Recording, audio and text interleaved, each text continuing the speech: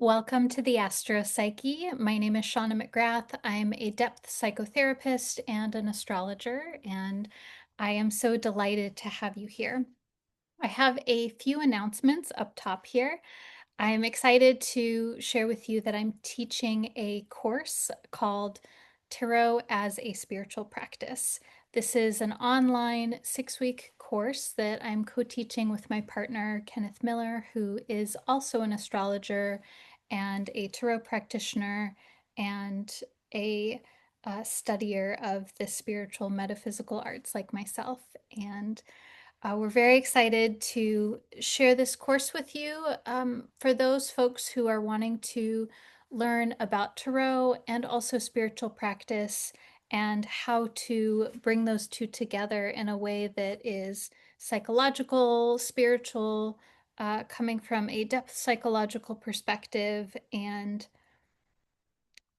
the core intention of this course is to give you a working foundation for working with the tarot for your own personal self-development, your own personal spiritual practice, and also to have a solid foundation around doing ritual and spiritual practice for yourself that is as simple and minimal effort as you want it to be or as extravagant as you want it to be.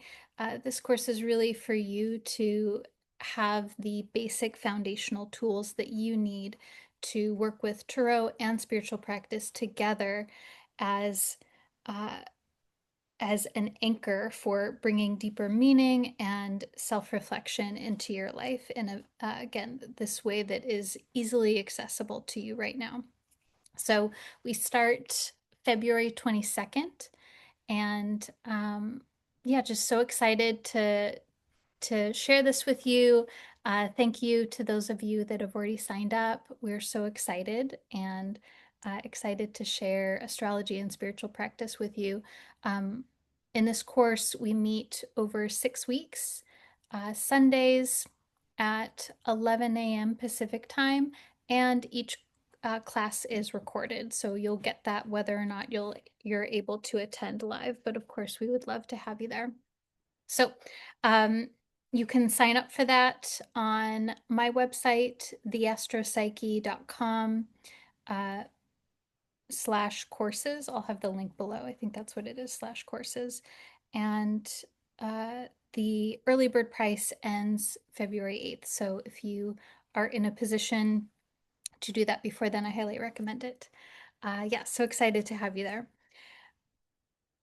Second announcement is that I'm shifting today into a slightly different format, and I wanted to share that with you up front because I want to share with you my process, because I am feeling that this shifting, the way that I'm presenting these monthly readings, is connected in with the Saturn-Neptune conjunction. I'm feeling that energy here in this shift. And so I think that by even experiencing this change, it's a good example of how one may experience Saturn-Neptune, the conjunction that's happening this month. So I want to read to you what the astrologer and cultural historian Richard Tarnas wrote about Saturn and Neptune in aspect to one another. So this is from an article that he wrote back in 2009 titled "The Ideal and the Real, Saturn-Neptune." So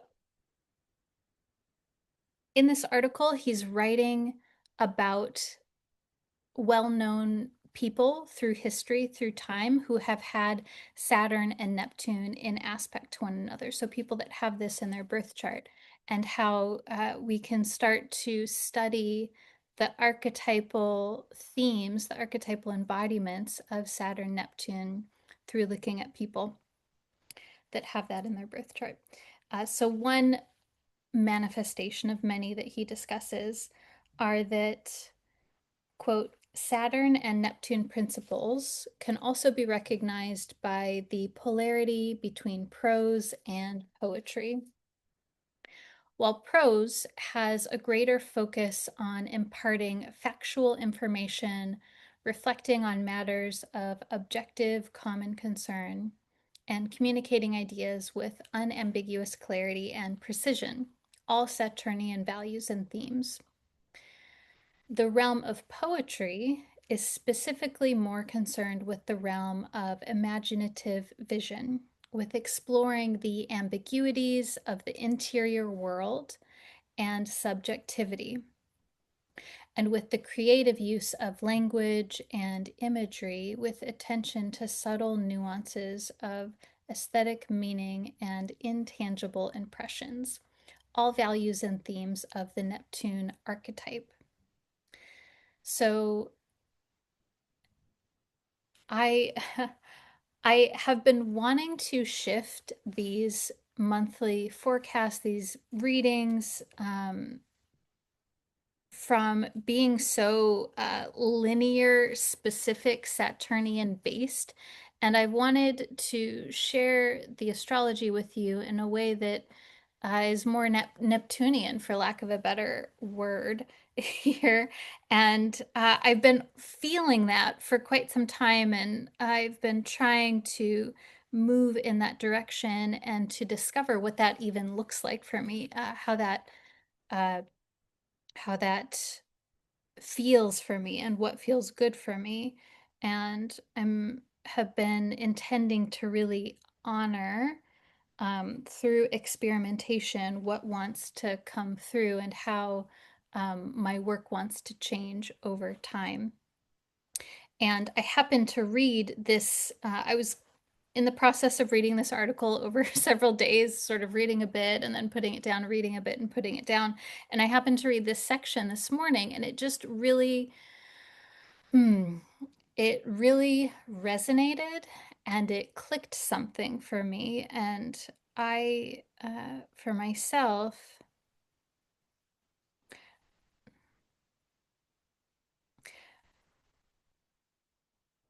like many of us, I have a strong Saturnian influence in my birth chart, and I also have a strong Neptunian influence in my birth chart. We can often have multiple strong influences. And I find, despite having both planets very present, that um, it can sometimes be more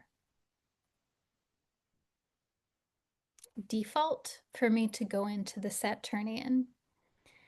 And my intention with you here today is to go to turn up the volume on the Neptunian quality a bit. This using not just symbol and imagery, but also allowing myself to describe things through what is spontaneously coming to me in the moment. And I know that that's a very different listening experience for you. And uh, my hope is that this is a beneficial experience for you, whatever may happen. And so I encourage you to um, sit back and relax and let the words flow, and to also for yourself notice what arises for you as I'm talking about the astrology, as I'm pulling cards, what's happening in your memories, your what we would call in depth psychology, your reverie, what is just spontaneously floating up into your consciousness. What are you thinking about? And how does that connect in with the astrology, and how are things speaking through symbolically? So, okay, that, let's see, are those the announcements that I wanted to make? Yeah, those are the two announcements that I wanted to share with you. So let's talk about what's going on, what's happening this month.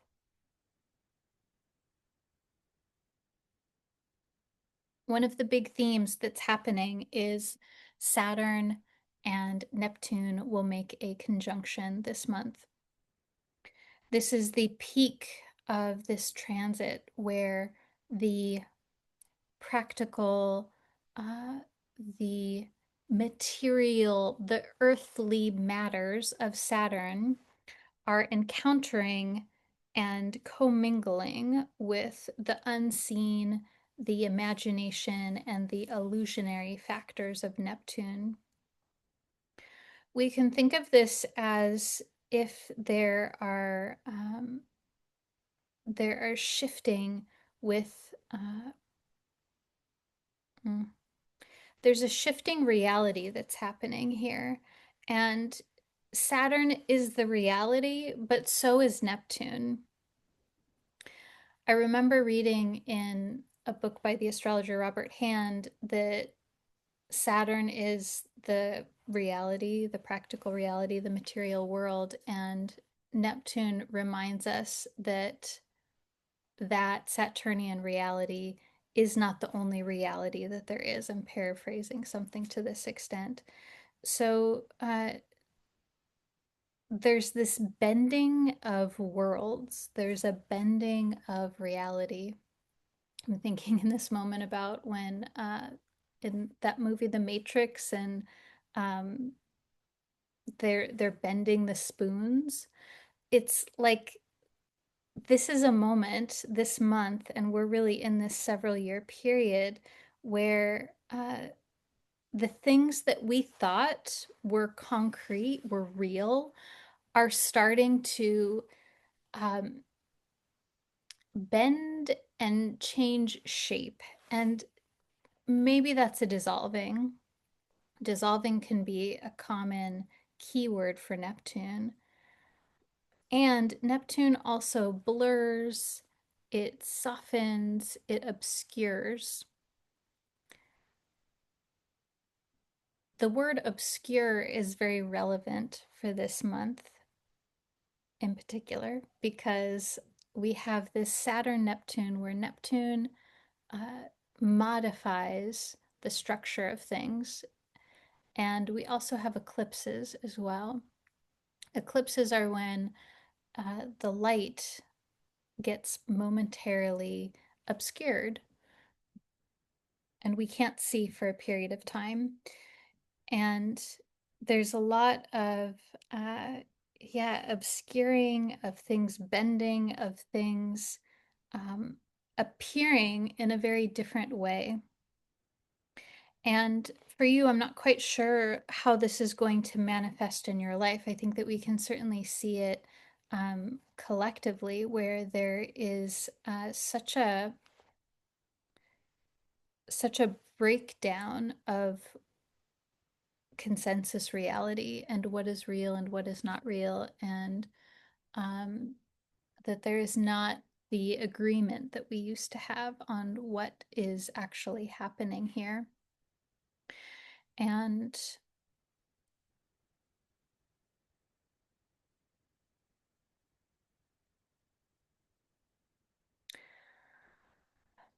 when we have both Saturn and Neptune, a common a common response to that is a fear response, is a um, is a shutting down, a dissociation, a wanting to close off and close down. And of course, this is very natural, very human to have that kind of response. Anything like that is always a protective function. Uh, and also, we do better when we can stay awake, when we can stay some sort of psychically active or engaged. And sometimes we can do that only through titration, through getting a little bit of exposure and then pulling back, getting a little bit of exposure and then pulling back. And sometimes we need to take breaks where we have total sensory, psychic, emotional deprivation, and we pull everything back, we go inside, and then we can feel ready to face the worldly circumstances.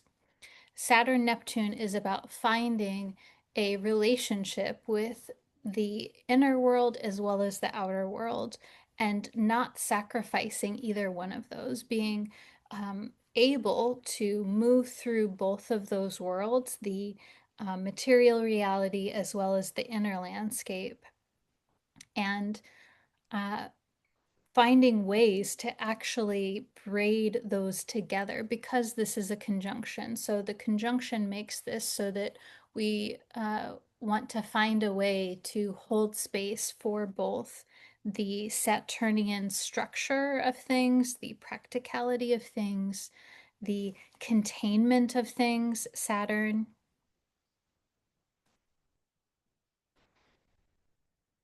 and also Neptune, the ideal, the interior experience, the, mm, you know, I think there's also too with Saturn Neptune this allowing for all states of experience to exist. And that may be what this is feeling like for you here. Um, Saturn Neptune presents a very challenging opportunity to hold space for both hope, Neptune, and then disenchantment, Saturn.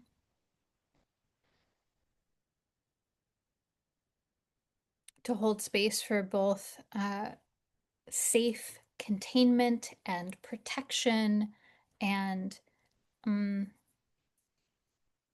you know, Saturn is protection in a way that's different than Mars, in that Saturn says no, Saturn says this is the end, Saturn says fuck off.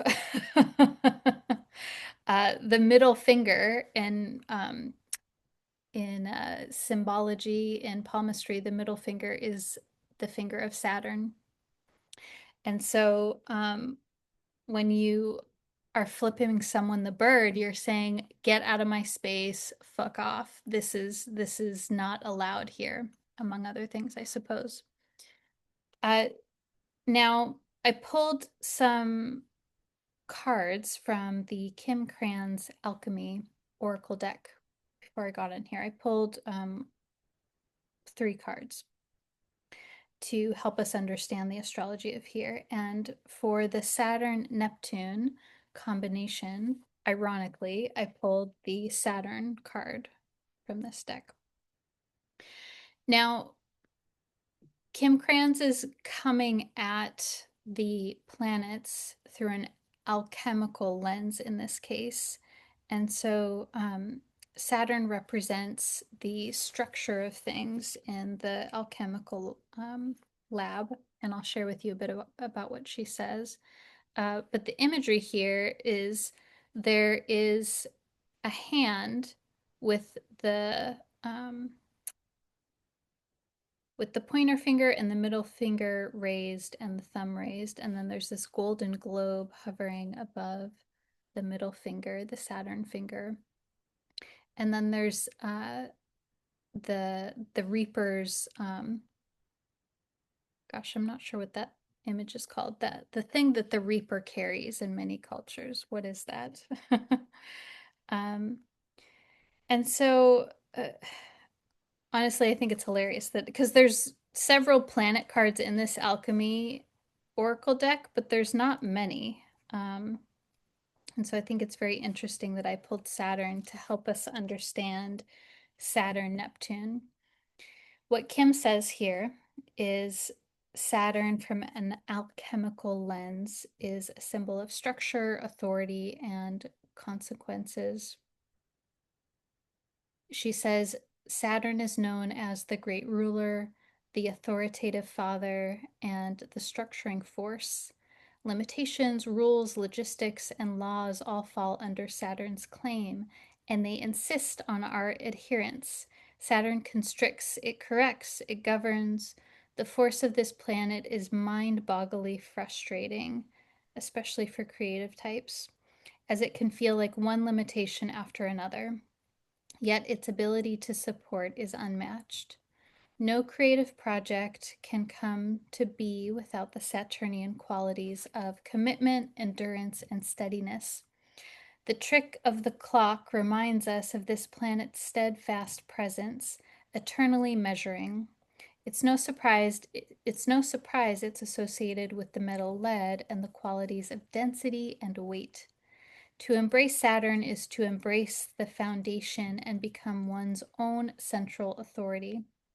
It's not as dull or easy as it sounds. This is Saturn's secret.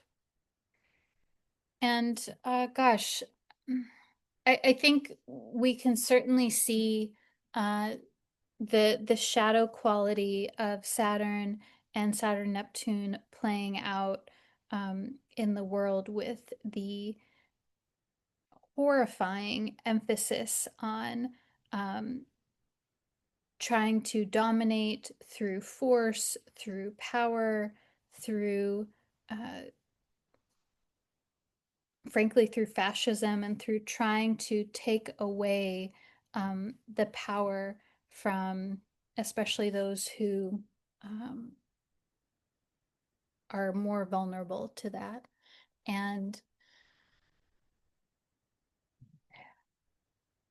I think the Neptune component of this is the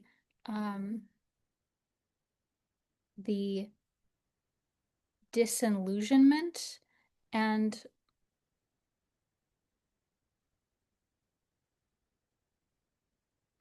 Neptune can also it can bring in both inspiration and hope and deep dread. And I think like that can really we can connect into that in different moments. And um,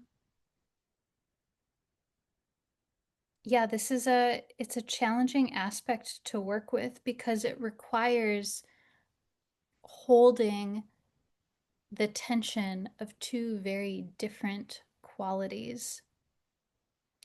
And we know that we're going into the shadow or unconscious quality of Saturn when we start to feel powerless, we start to feel critical, we start to feel like there's no exit, like there's nothing that we can do. I think one of the biggest indicators uh, that something has gotten distorted when we're talking about Saturn is that we feel like we have no choice or no option, um, and that there is no meaning. Also, um, everything starts to get very small and condensed and scary.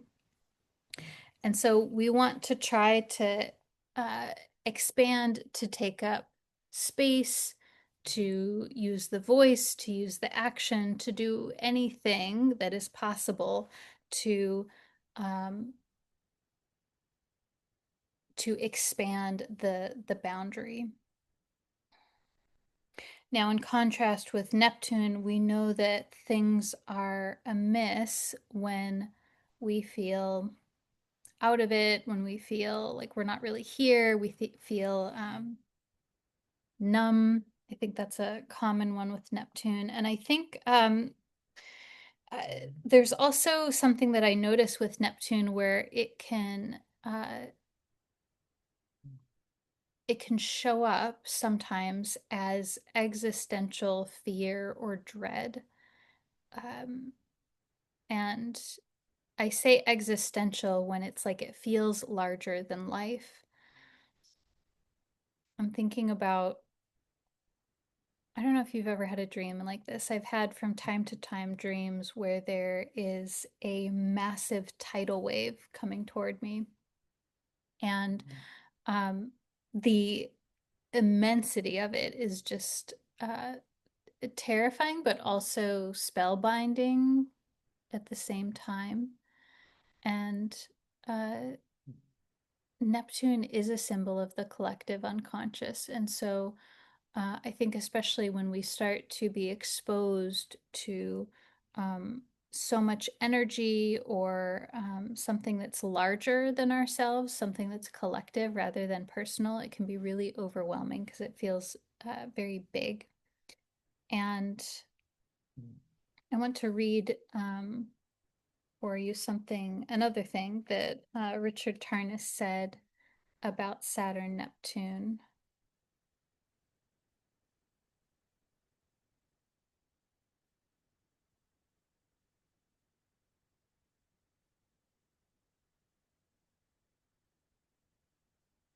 Yeah, I feel I want to share this with you in this moment.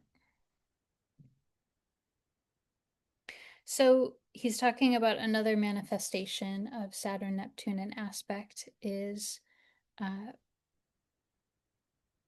bridging the gap between the transcendent ideal, Neptune, and the empirical reality, Saturn, through some form of compassionate service to the whole and direct engagement with the problems and suffering of the world.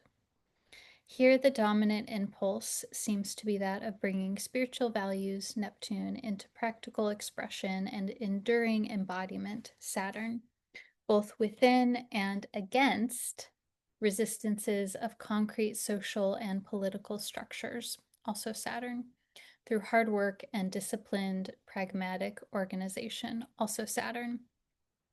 So my sense is for you, a part of the navigating this terrain with Saturn Neptune is finding some sense of meaning or purposefulness through action in a way that it's not just for you, it's for someone else or for uh, it's in service, it's an offering. And that can be, of course, very grand and very measurable, but it can also be very subtle and it can be something that is more personal and private and just for you. What's important is that there is this empowered action that is of service, that is both for you and for someone else, or for the world, or for humans in a way that feels both meaningful and compassionate to you. I think that is a part of the pathway through this Saturn-Neptune experience that we're having.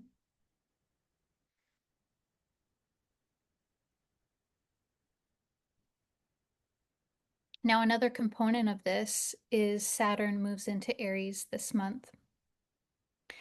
And this marks a brand new three-ish year period of Saturn moving through an entirely different sign, a different place in the chart, and wherever Saturn is, we are encountering ourselves.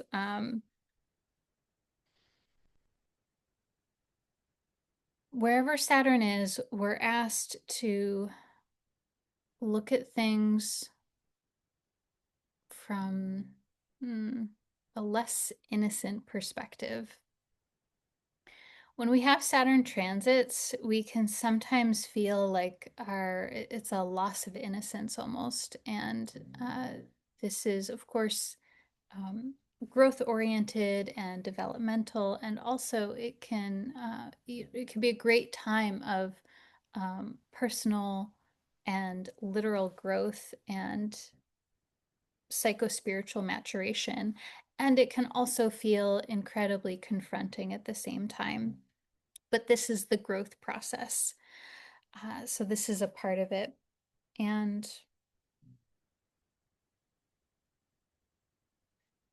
Saturn asks us to be really honest with ourselves about how we actually are doing with whatever it is we are committed to. Like, how is that actually working? Not how do we want it to work? how can we make it work? Though sometimes, of course, that's a part of it. But there's sort of an encountering with your own integrity that is happening here, um, with Saturn moving into Aries. And so I want you to especially be contemplating and meditating on um, the planets where Saturn is aspecting to in your birth chart and the house where Saturn is transiting in your birth chart, because that's going to tell you a little bit more about what is up for your rigorous discernment and where there is some psychospiritual maturity process that's happening. Saturn is about a process of transformation, especially around uh, maturing your sense of self and maturing your sense of autonomy, your sense of choice, your sense of power, and how you show up for the things that you're committed to in your life. And, sometimes things just need a little bit of tweaking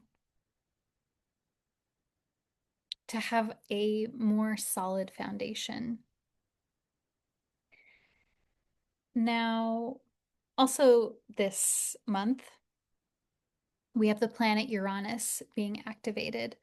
Uh, Now, the alchemy card that I pulled for Uranus is the separation card. In Latin, it's called separatio. And so separation is a function in alchemical process. It's a part of the transformation process.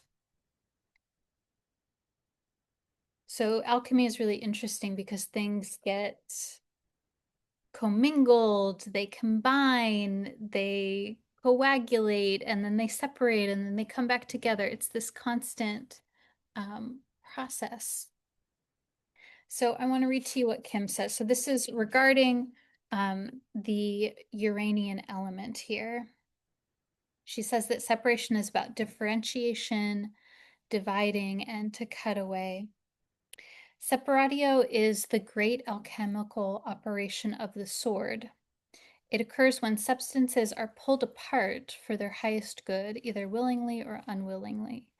The fissure may take place suddenly with a swift blow of the axe, or slowly over time with a dull blade. No matter how separatio occurs, it will likely be a painful process for all involved. Ugh, I'm not a fan of that, but we'll go back to that in a moment. Images of swords and knives, battles, rebellion, breakups, divorce, and atoms splitting are expressions of separatio. The good news is that separatio prepares the individual for a more conscious union down the line. It releases stagnant energy and allows the parts to see themselves as individuals. This stage is a prerequisite for conjunctio, union or love, which is the next part in the process. Through the pain of separatio, we come to accept and love ourselves as we truly are, and in turn, we love the world. Side note, she says here that language is also a way that separatio is expressed through labels, titles, and definitions. Notice whether your word choices are inclusive or exclusive and adjust as necessary. Okay, so I want to frame this a little bit here for you because I'm already feeling you being like, "Oh my God, this means bad things." And I know that the fear function can be very reactive, very tender, very triggerable when we're working with astrology or any kind of divination for that matter. And whenever we're talking about Uranus, so what's happening this month is Mercury, Venus, the Sun, and Mars are all one after another making a square to Uranus. So all of these personal planets are being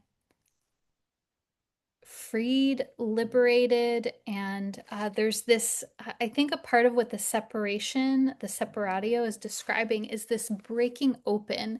And when there's this breaking open, we can see what else is going on in there. And there can be this release of tension, there can be this release of pressure, and also things can hmm, things can work more fluidly, more functionally. And it can sometimes be just simply a release of energy from having to hold on, from having to keep the pressure held so tight there. Um, I remember reading recently the astrologer and psychotherapist Stephen Arroyo wrote how Uranus simply liberates us from things that we have outgrown. And so the separation, because so okay, yeah, so hmm, Uranus is like the Tower card in Tarot. Uranus is like the separatio function. There is something that needs to break down, that needs to crumble, something that needs to be restructured, because the way that the structure is, there's something that has expired.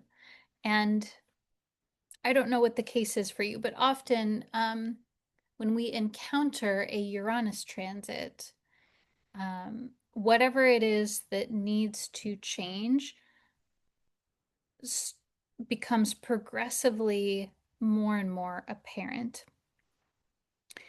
And sometimes that messaging is more internal, sometimes it's very quiet, and then it gets louder and louder and louder.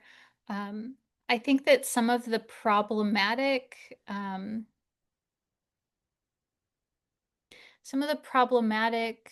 uh, experiences that we have with Uranus, where things are like really challenging or we're totally caught off guard, a part of that is the Uranian archetypal quality of unexpected and trickstery kind of energy. But I think also it's sometimes because we just don't, um, we're just trying to hang on and live our lives, and we're trying to go according to what has worked and what is the status quo, because in our westernized culture we're trained that that's what you're supposed to do. You're supposed to keep everything the same, nothing is supposed to change.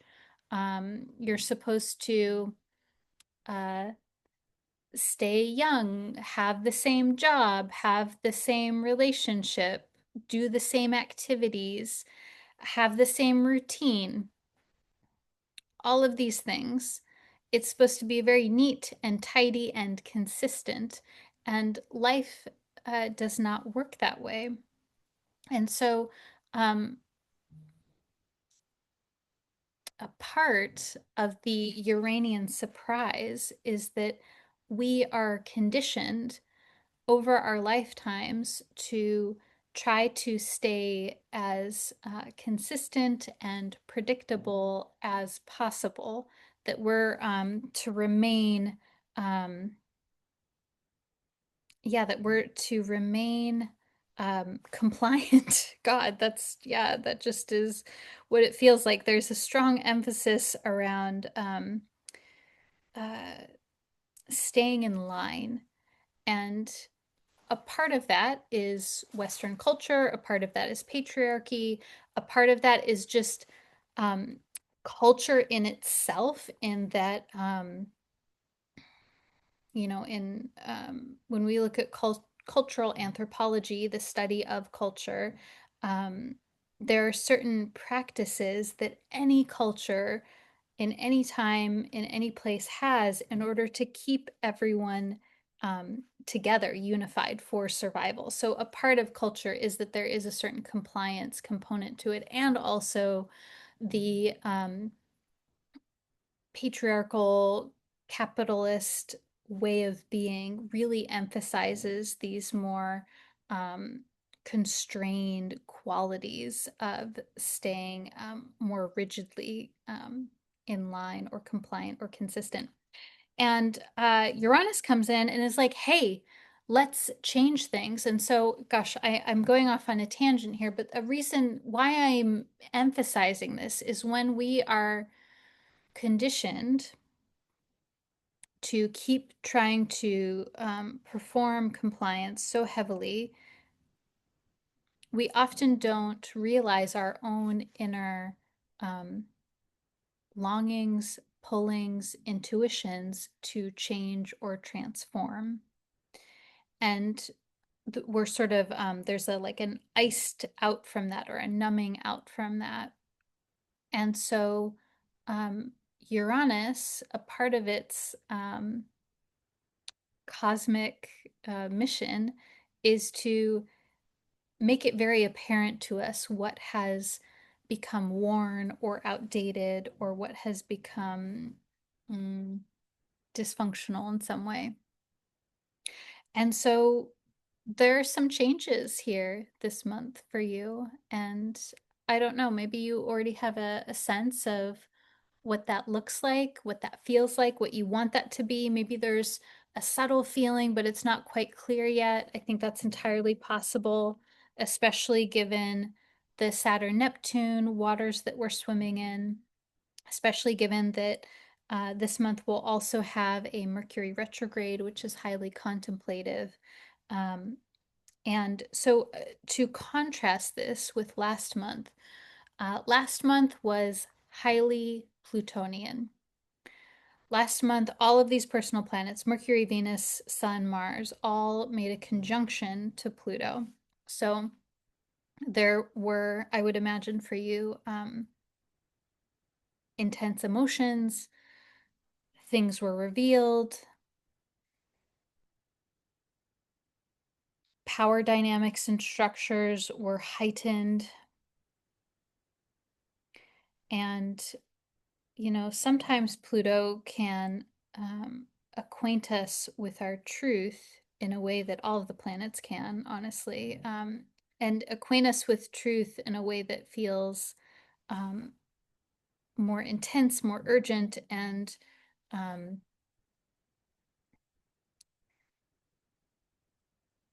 more life, death, rebirth. Pluto is the planet of rebirth. And so January, yeah, intense month. And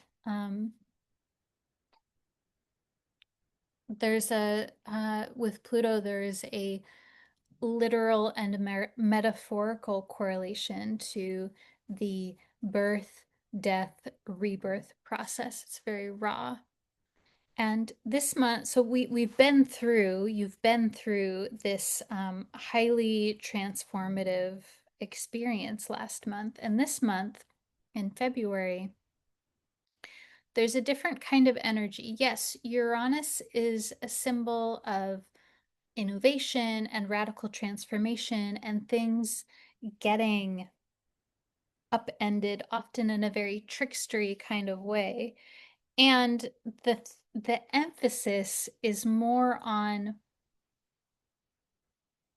setting things down to open up more space for yourself. And this is with the mind and the way that you think about things. Mercury, it's with Venus, your relationships, the relational field that you interact with, the Sun, your sense of self and identity, and Mars, your advocacy, your physicality, your psychological defense system. So many different aspects of self. This is uh, very full psyche when we have all of these planets doing a repetitive repetitive aspect pattern where there is Mercury square Uranus, Venus square Uranus, Sun square Uranus, Mars square Uranus, and also all of these planets, Mercury, Venus, Sun, Mars, are this month moving from Aquarius to Pisces. So we have February is always both Aquarius season and Pisces season. So there's this shift here from Aquarius, fixed air, which is Aquarius is a highly humanitarian sign, of course. It is visionary. It is wanting to say, okay, what is important here? What needs to be done here? What is for the greater good? And we're shifting to mutable water, which is very changeable, very fluid, very transitionary. There is a lot that can happen with Pisces. There is all of the planets and signs and archetypal qualities are unlimitedly possible. And Pisces, a part of its symbolism is the unknown, is the limitless. So, my sense is for you a lot of change this month and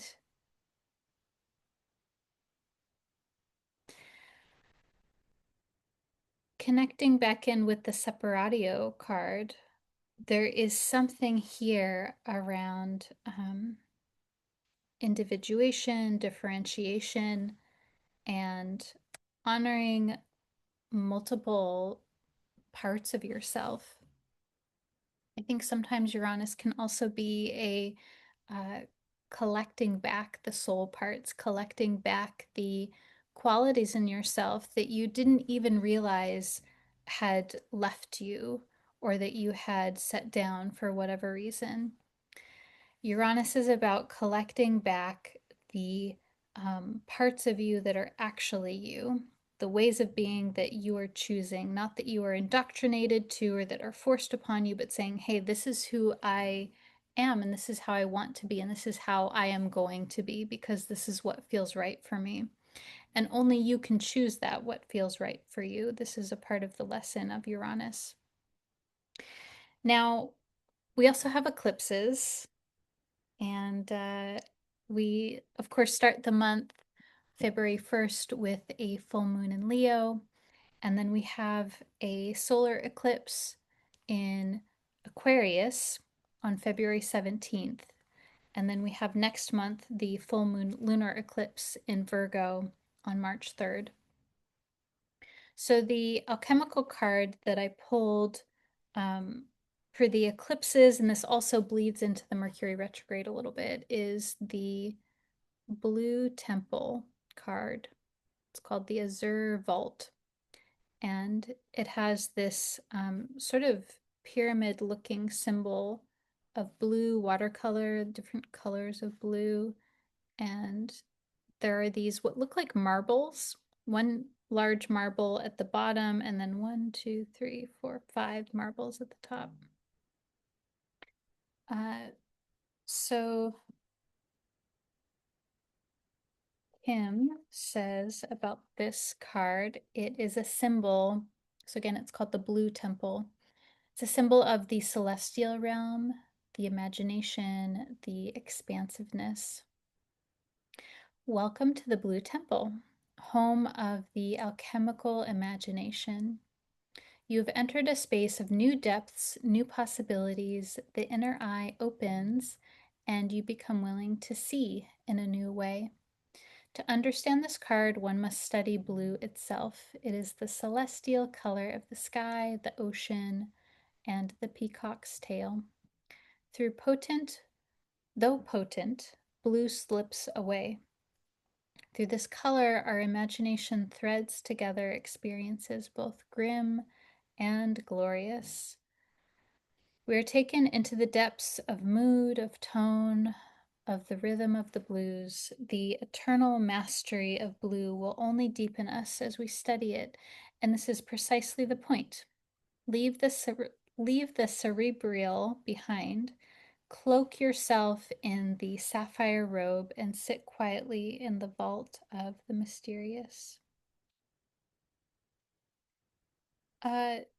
Now,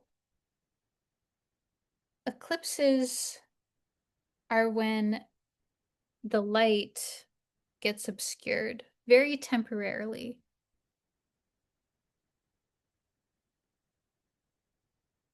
Eclipses are when we receive a different image through contrast.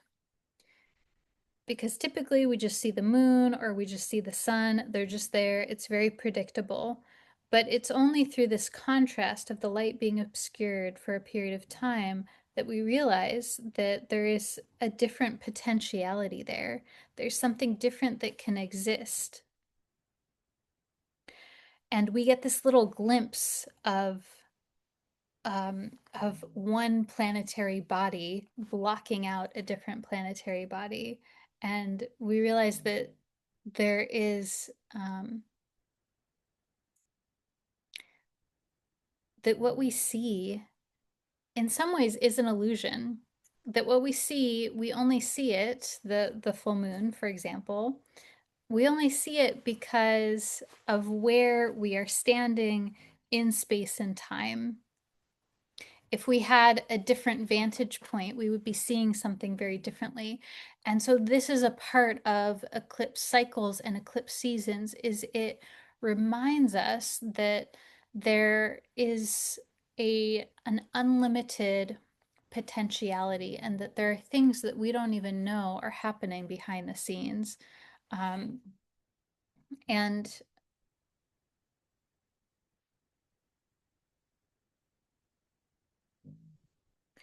I often think of eclipses as gateways to the other world opening up. And that means that things can change very rapidly. Um, I'm thinking about a dear friend recently who, um, out of the blue, had a new insight around the work that they were doing and um, how they wanted to show up and how they wanted to think about the work that they were doing. And this changed everything for them. It changed how they are going to be operating their business. It changed how they feel when they're there. It changed the actions that they're going to take moving forward. And this was simply by thinking about their role there in a different way. And I think this is how eclipses work. Yes, sometimes it's a literal external change, and also it's a reminder that there are all of these connections so that we can um, we can have a radically different experience simply through having an awareness or an awakening or um, meeting someone and having a connection, and then that leads to a whole different chain of events. It reminds us that magic, synchronicity, the unseen world is existing all the time without our conscious awareness. And then we get a little glimpse of it when we go through eclipse season. Now, these two eclipses are in Aquarius and Virgo. And so those are important places to consider in your birth chart where um, if you have planets there, if you what houses you have ruling Aquarius and Virgo, those are going to be areas of life where you may feel this more prominently. Um, and regardless, I think there's something really beautiful about the blue temple card that encourages contemplation and noticing and seeing what wants to open up for you here. Now, the last piece of the astrology I'll share, and then we'll pull 3 cards together at the end, um, is that Mercury will be retrograde this month. So this is later in the month. Mercury stations retrograde on February 25th, and it'll be retrograde until March 20th. This is happening in the sign of Pisces, and um, hmm,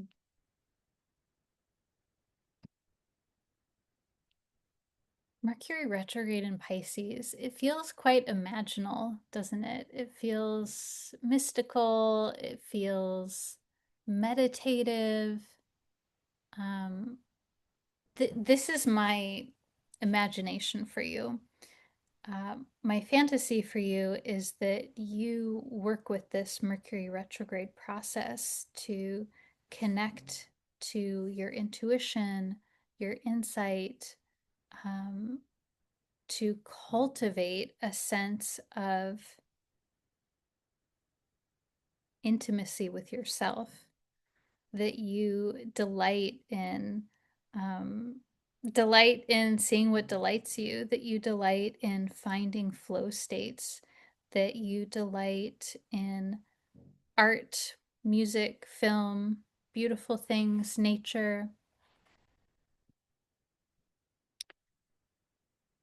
And my hope is that you find a way back to yourself again and again every day through working with this transit, through um, whatever it is that works for you to do that, whatever it is that works for you to feel a safe safe and easeful connection to your own interior experience. And of course, the interior experience is not always pleasant or safe, and that is why we um, distract and dissociate. This is Pisces as well. And um, my hope for you, my fantasy for you is that you tap into loving and compassionate kindness for yourself, for others, and that you find through this retrograde ways to deepen into this loving, tender compassion for yourself and for others, but really for yourself, because I would imagine that maybe it's easier to do that for other people than for yourself. Okay, so I want to pull some tarot for you. Um, we'll pull 3 cards here. And if you're not already, you can get into a comfortable place. And as always, I encourage you to connect in with your higher self, your spiritual guidance team, whatever that looks like for you. Um, only loving, compassionate, benevolent spirit guides, ancestors, angels, deities, etc. Um, ask that they are here with you now to help you, to protect you, to guide you, and to communicate to you in a way that you can easily understand right now.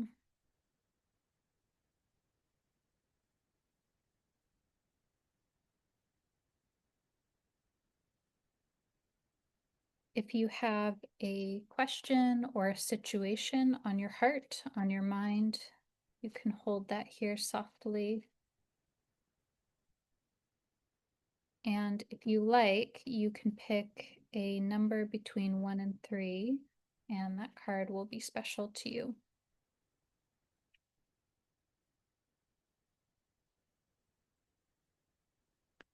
Okay.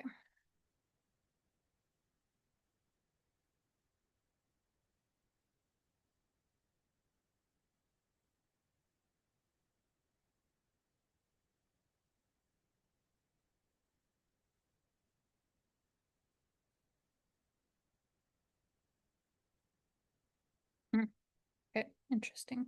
So I thought I would go old school today and use the traditional Smith-Waite deck. This is the first deck that I ever got. And side note, I purchased this deck for myself. I've gotten this question often, like, should your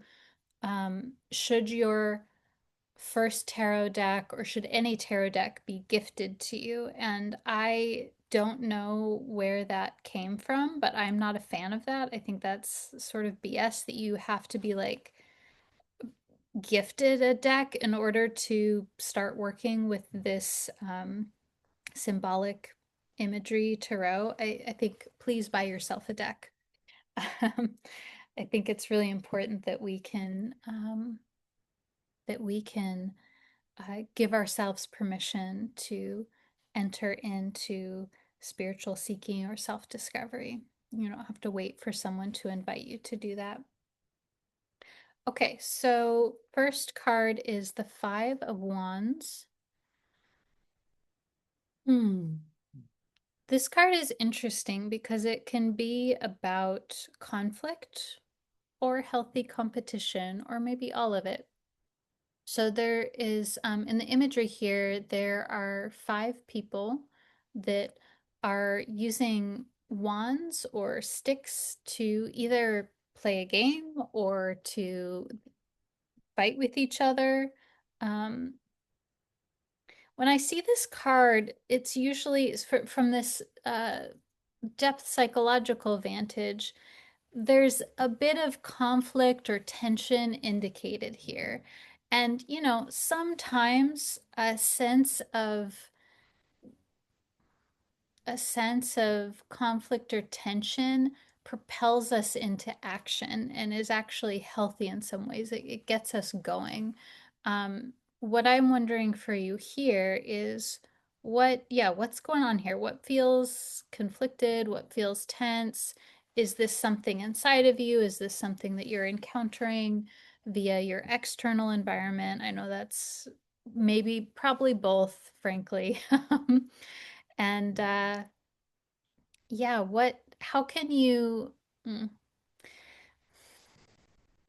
I think a bit of this card is also the working through it requires a bit of holding space for multiplicity, in that um, this is about finding common ground, finding compromise, and also um, maintaining your own integrity and boundaries and what you need in order to be here as well. So, compromise in its truest sense. And also, I don't know, maybe there's a bit of like competitive competition here that's happening. I'm not quite sure.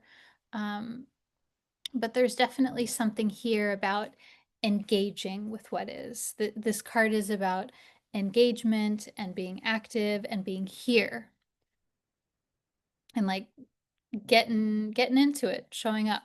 This is in contrast, this is not a card of passivity. This is a card about like really being here and in it in whatever way that looks like for you. Okay, second card is the Queen of Pentacles reversed. So if it's reversed, it looks like this, but here you can see it. So Queen of Pentacles in the Smith-Waite deck, it has an image of a person sitting on a stone chair or stone throne, and they're holding a giant pentacle in their lap. And there's a little bunny that's hopping into frame in the side. So the Queen of Pentacles is about taking care of yourself and others. Queen of Pentacles has this nurturing, um, yeah, it's more than just nurturing. It's like connecting you in to the well of resources that you need in order to to exist, in order to thrive, in order to feel healthy. When the Queen of Pentacles is reversed, sometimes that is a reminder to take care of yourself, to take care of yourself more fully, more completely, with more compassion, maybe to take a different approach in how you're taking care of yourself. Um, Sometimes this card comes up when you are, when there's an imbalance where, for whatever reason, whether that is consensual or not, conscious or unconscious, you might be putting the needs of others before your own. Now, sometimes we fully consent to doing that, and it's necessary, it's a choice, it's like, yes, this is the sacrifice, the Saturnian sacrifice that needs to happen right now.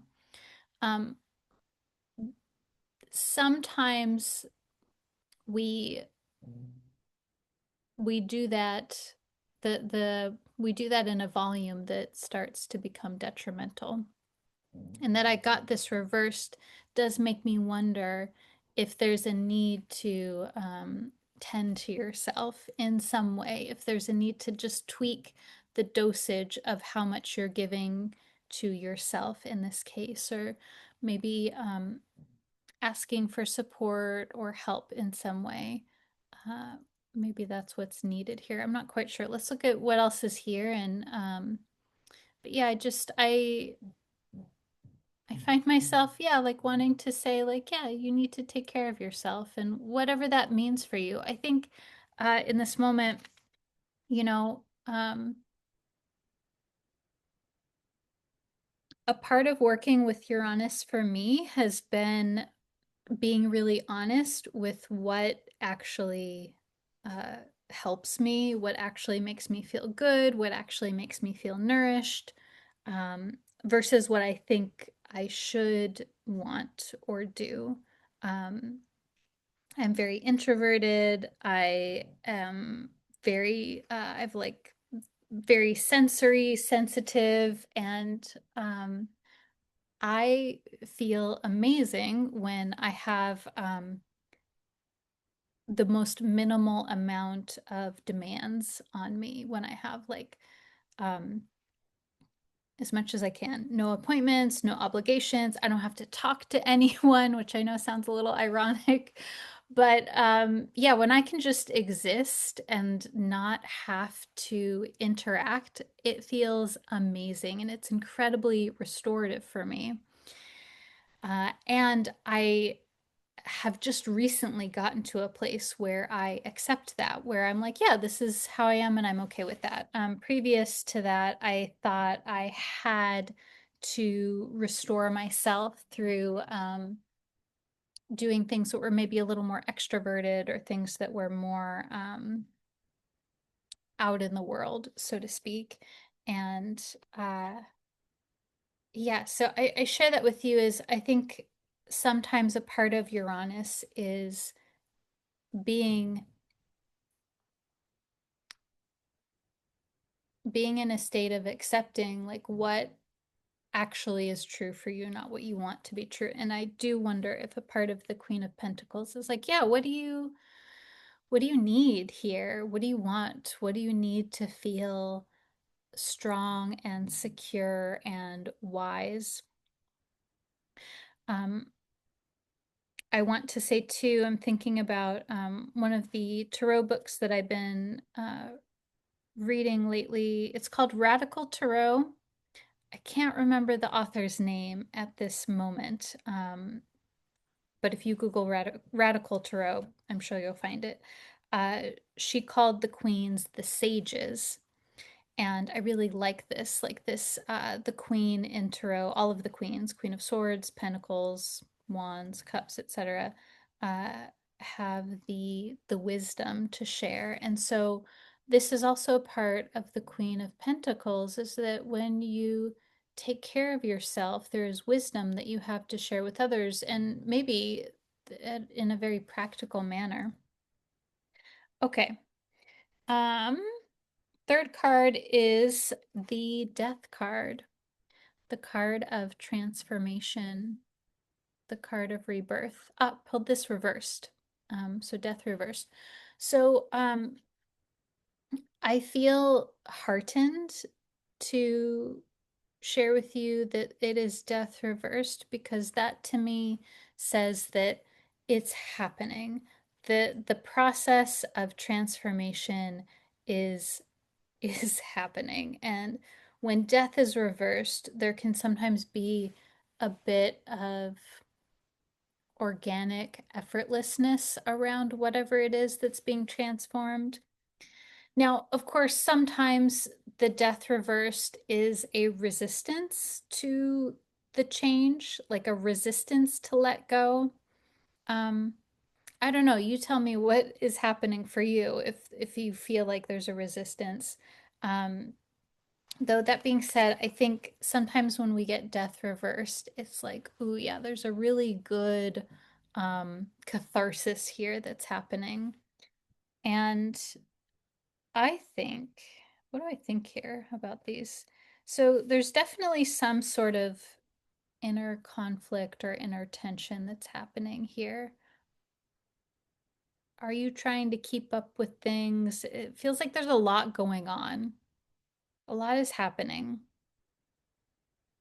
And maybe this is a lot of change is happening for you.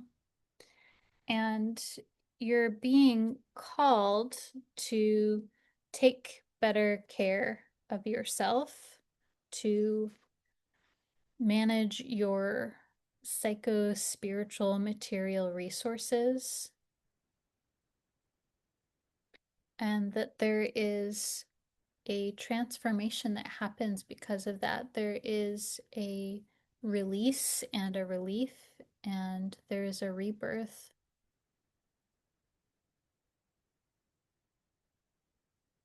There's something that can be let go. And maybe that's a part of what that is when you tend to things, when you tend to yourself, then you can let things go that are not yours to hold. Very curious. Yeah, very curious what comes up for you here around the astrology, around this tarot. Um, I am so appreciative to have you here. Thank you for listening. Thank you for watching. And I would absolutely love to have you for our Tarot as a Spiritual Practice course. You can find that on my website, theastropsyche.com, in the courses section. And yeah, just so excited to go on this journey with you. If you are interested in tarot in any way, if you're interested in reading tarot from a spiritual, psychological, depth psychological, and uh, two, if you're interested in developing a spiritual practice or returning to your spiritual practice, um, I would love to have you there. And yeah, sending you um, wishes of safety and security and ease through this next month. And I'll talk to you soon. Take good care.